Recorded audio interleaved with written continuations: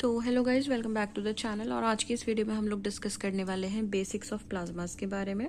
तो प्लाज्मास होती क्या है? तो सबसे पहले हमें पता है there are 3 different states of matter known as basically solid state, liquid state and gaseous state. इन तीनों स्टेट्स में आपस में इंटर कन्वर्जन होता है। लाइक अगर हम सॉलिड को हीट करते हैं तो हमारा लिक्विड बनता है, लिक्विड को हीट करते हैं तो हमारा गैस बनती है, और जब गैसेस को हीट किया जाता है ओवर 10,000 डिग्री सेल्सियस और हायर डिग्री सेल्सियस, थोड़ी बहुत हीट करने पर ही नहीं, हमें कम से कम इतने 10,000 डिग्री सेल्सियस या उससे हायर जब हम हमारी गैस को हीट करते हैं तो हमारा क्या बनता है? प्लाज्मा। जो स्टेट ऑफ मैटर बन के आती है उसे बोलते हैं हम plasma, and it is also known as the fourth state of matter. Why this is fourth state of matter? First state, second state, third state and fourth state. But the condition is that कि जो temperature है it should be greater than 10,000 degree Celsius, equal to or greater than 10,000 degree Celsius. Okay. Now the process of ionizing an atom. कैसे हमारा कोई atom ionise होता है? As you can see, हमारे पास एक हाइड्रोजन एटम है, ठीक है। इस हाइड्रोजन एटम के अराउंड आपको पता है एक ही इलेक्ट्रॉन होता है, फ्री इलेक्ट्रॉन, जो हमारे न्यूक्लियस के अराउंड रिवॉल्व करता है, ठीक है। अब क्या होता है, इस इलेक्ट्रॉन को अगर हमें आयनाइज करना है तो हमें कुछ इसमें एनर्जी देनी होगी। तो जो एनर्जी रिक्वायर्ड होती है इस एटम को, हाइड्रोजन एटम को आयनाइज करने के लिए, वो हमारी इक्वल टू होते 13.6 इलेक्ट्रॉन वोल्ट। ये किसके लिए है? फॉर हाइड्रोजन के लिए, ठीक है। तो E into 5I, 5I is nothing but ionisation potential, ठीक है। तो ये हमारा क्या है? आयनाइजेशन पोटेंशियल है। अगर हमें किसी आयनाइज्ड एटम को रिप्रेजेंट करना है, ये हमारा अनआयनाइज्ड एटम है, अगर हमें किसी आयनाइज्ड एटम को रिप्रेजेंट करना है तो क्या होगा? एटम्स में जब हमारे आयन्स और इलेक्ट्रॉन्स अलग अलग हो जाते हैं, they belong to their individual states, ions अलग हो जाते हैं, इलेक्ट्रॉन्स अलग हो जाते हैं, तो इस स्टेट को हम बोलते हैं आयनाइज्ड स्टेट, या इस एटम को हम बोलेंगे आयनाइज्ड एटम, राइट।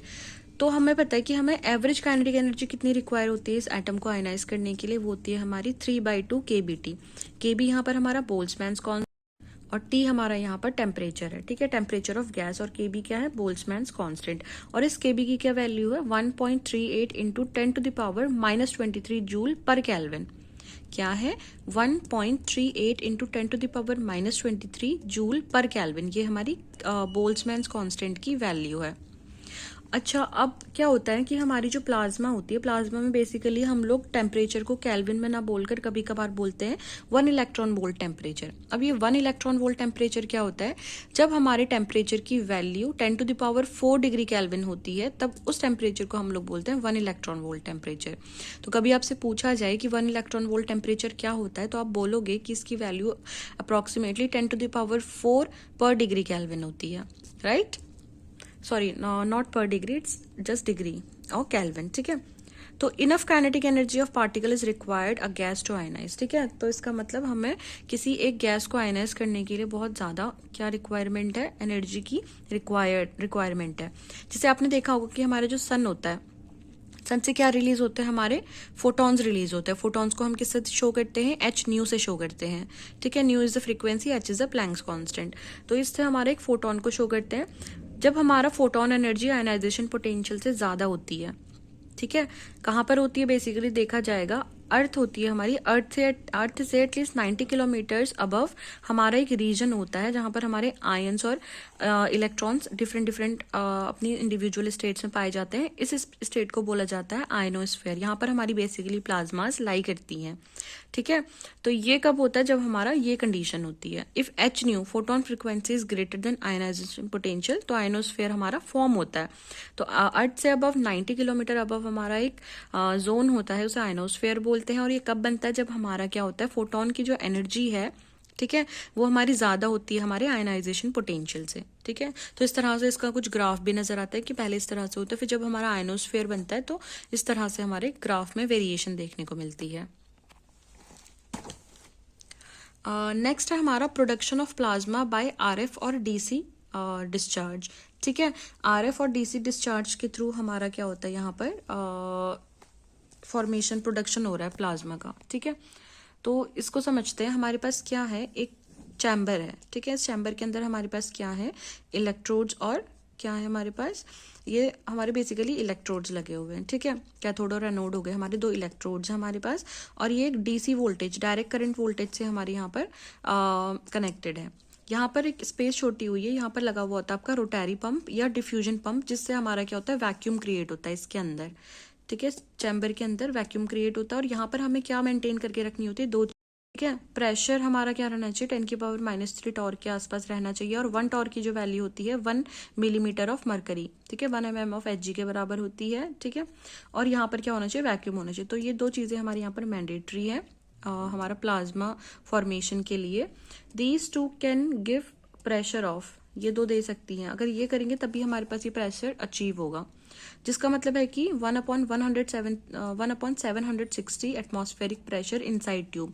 इस ट्यूब के अंदर का प्रेशर हमारे पास कितना होना चाहिए, 1/760 एटमॉस्फेरिक प्रेशर होना चाहिए इनसाइड द ट्यूब, जो कि approximately 130 newton per metre square हमारा होता है। Then but 2 electrodes and connect with DC voltage are connected with DC voltage, ठीक है। तो ये चीज़ होनी चाहिए after connecting electrode with a DC voltage. तो आपको पता है इलेक्ट्रिक फील्ड क्या होता है, ν/L। ये कहाँ से आया, हमारा कहा जाता है कि electric field is the negative gradient of potential. L हमारी लेंथ हो गई है हमारे ट्यूब की और V0 इसका पोटेंशियल है, तो इलेक्ट्रिक फील्ड की वैल्यू यहाँ पर इतनी होगी। The inside of is filled with gases, तो ये तो हमारे गैस से फिल्ड रहता है। तो डिस्टेंस बिटवीन 2 इलेक्ट्रॉन, क्योंकि गैसेज ही होंगी ना जिनको हमें आयनाइज करना होगा, तो उन गैसेज के जो इलेक्ट्रॉन्स होंगे वो रिलीज होने स्टार्ट हो जाएंगे। तो distance between 2 electron before collision is mean free path. Collision से पहले 2 इलेक्ट्रॉन्स के बीच की जो डिस्टेंस है वो मीन फ्री पाथ होती है। तो मीन फ्री पाथ λm जो होता है वो होता है हमारा 1/rm⁻, राइट, 1/rm⁻.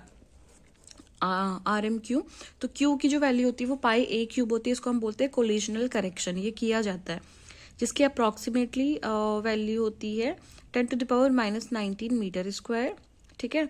और ये ये हमारा n होता है, n हमारा डेंसिटी होती है न्यूट्रल एटम की, nm, इसको nm से डिनोट किया, इट्स नॉट r, nm है ये हमारा।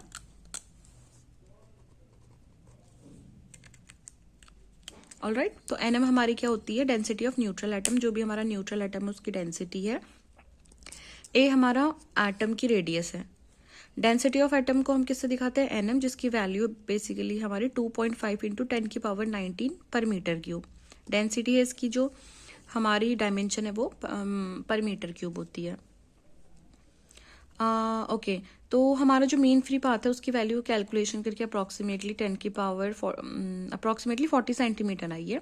तो हमारा V0/L इलेक्ट्रिक फील्ड, और इलेक्ट्रॉन के चार्ज से मल्टीप्लाई करेंगे और λm से मल्टीप्लाई करेंगे, तीनों का जो मल्टीपल होगा वो ग्रेटर देन होगा हमारा पोटेंशियल एनर्जी के। इसको प्रिस्क आयनाइजेशन भी कहा जाता है। क्या कहा जाता है इसे, प्रिस्क आयनाइजेशन भी कहा जाता है। ये हमारे पास लेंथ हो गई है, 2 कोलिजन्स के बीच में हमारा मीन फ्री पाथ 40 सेंटीमीटर हो गया है। तो ये हमारा DC breakdown of a gas कहलाता है।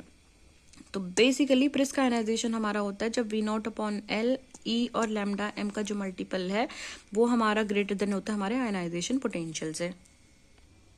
सो in order to qualify state of matter, ठीक है, स्टेट ऑफ मैटर को क्वालिफाई करने के लिए एक ionised gas must satisfy certain conditions. तो कौन कौन सी कंडीशंस होती हैं, क्वासी न्यूट्रलिटी, ठीक है, डिबाई लेंथ, और कुछ और भी होती हैं वो हम आगे देखेंगे हमारा। तो बेसिकली 2 चीज़ें हम यहाँ पे देख लेते हैं अभी।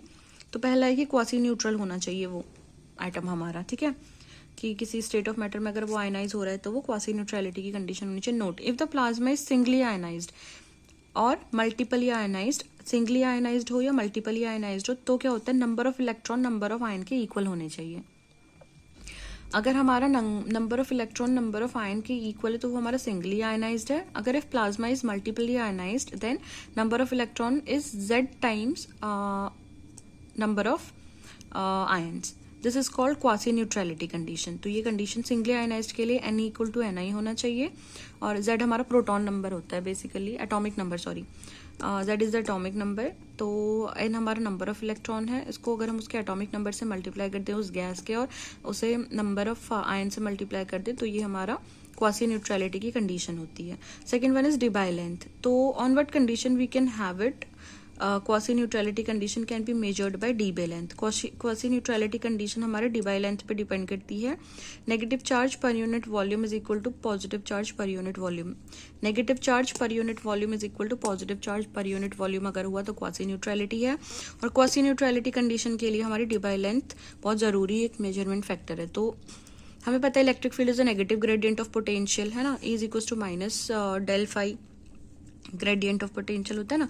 तो consider a charge cube placed in a plasma. ये हमारे पास एक प्लाज्मा है। प्लाज्मा में आपको पता है नेगेटिव आयंस और पॉजिटिव आयंस अलग अलग होते हैं, ठीक है। N इक्वल टू NI होना चाहिए यहाँ पर। एक हमने चार्ज क्यू कंसिडर किया है, ठीक है। तो बोल्ट्जमैन लॉ हमारा क्या कहता है कि electron have the tendency to go to the region of small potential energy, ठीक है। जो हमारे इलेक्ट्रॉन्स होते हैं उनकी ये टेंडेंसी होती है कि वो स्मॉल रीजन जहां पर कम से कम हमारा क्या हो, पोटेंशियल एनर्जी हो, वो उस रीजन में जाने की कोशिश करता है। In that case electron density is expected to be, क्या हो जाएगी यहाँ से हमारी इलेक्ट्रॉन डेंसिटी, ये हो जाएगी हमारी N is equal to N naught e to the power E phi upon TE।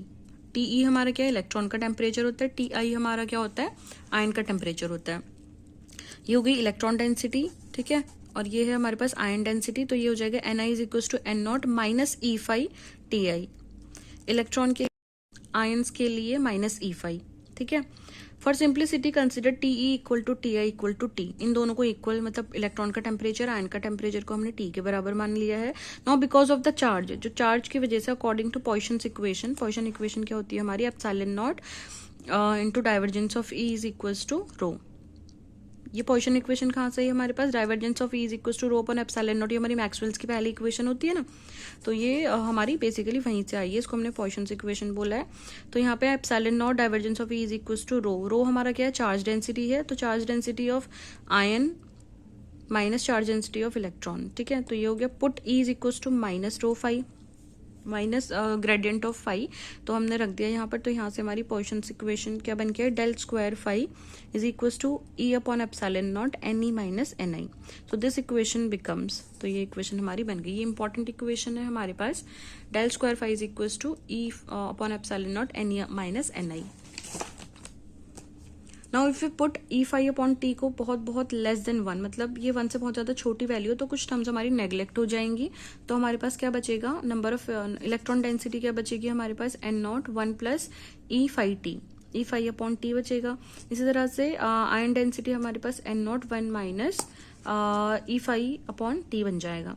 तो डेल स्क्वायर फाई क्या बन गया हमारे पास, सब्स्टिट्यूटिंग सारी वैल्यूज को, तो 2N naught E square epsilon naught T into phi upon epsilon naught into phi. तो क्या हो गया, नाउ सॉल्विंग दिस इक्वेशन, तो इस इक्वेशन को हमें सॉल्व करना है। सिमेट्री से हमारा क्या हो जाएगा, जो हमारा डेल स्क्वायर है can be written as 1 upon R square del upon del R, R square del upon del R phi, मतलब डेल स्क्वायर की हमने वैल्यू लिख दी बेसिकली यहाँ पर, और ये बन गया ये। तो इसकी जो डायमेंशन है वो 1 अपॉन L स्क्वायर की डायमेंशन है ये वाले टर्म की, lambda D square is equal to epsilon naught T 2N naught E square, ठीक है।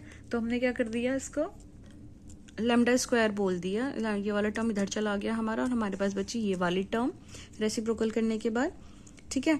तो अब हम क्या करने वाले हैं, वैल्यूज को पुट करने वाले हैं। तो 1 upon R square del upon del R, R square del phi upon del R is equal to phi upon lambda square, क्योंकि ये वाली जो टर्म बन गई है वो 1 अपॉन L स्क्वायर की लेंथ रखती है, और हमें पता है कि जो लैम्डा D स्क्वायर है उसकी वैल्यू इतनी होती है, तो बस इसको हमने नीचे रख दिया इसके अपॉन में। तो यहाँ से फाई हमारा बन गया as a function 1 upon R function of R।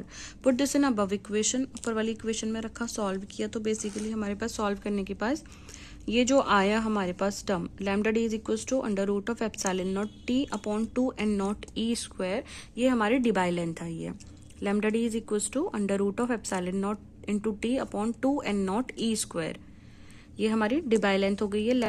Epsilon naught absolute permittivity या permittivity of free space, T is the temperature which is equals to, मतलब टेम्परेचर ऑफ इलेक्ट्रॉन और आयन दोनों इक्वल हैं। 2 is a term, N naught हमारी क्या है, neutral density है, neutral atom की डेंसिटी है, E स्क्वायर चार्ज का स्क्वायर।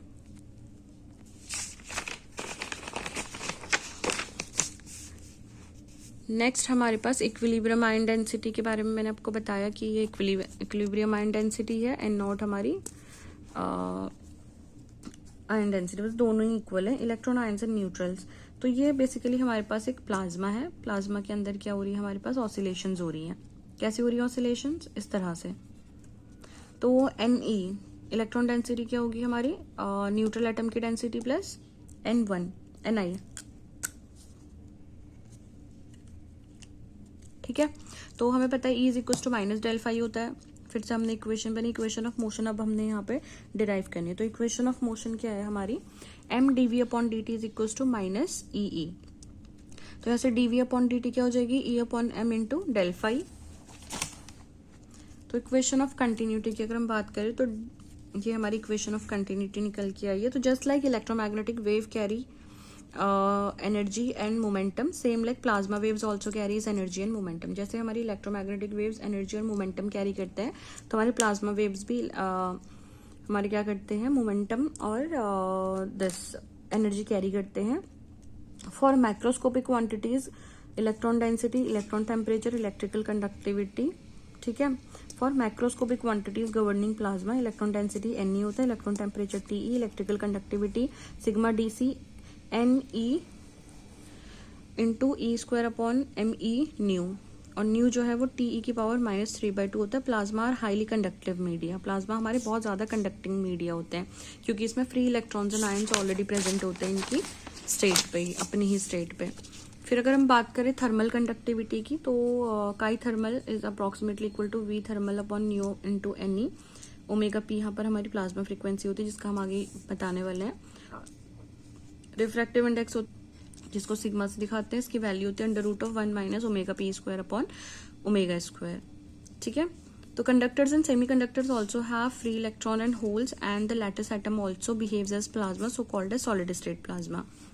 एप्लीकेशन इसका आपको पता है फ्यूजन में होता है, वाटर ऑन अर्थ, सी, इन सब के बारे में इसका यूज होता है, इसकी एप्लीकेशंस होती है। कम्युनिकेशन में इसकी एप्लीकेशंस हैं। तो ये हमारा ओवरऑल लेक्चर 1 के बारे में था, ठीक है। तो आई होप कि आपको समझ में आया होगा थोड़ा बहुत। मैं अभी लर्निंग स्टेज हूँ, सो मेरा मानना है कि जो मैं सीख रही हूँ। Thank you so much for watching, bye bye, take care, see you in the next video.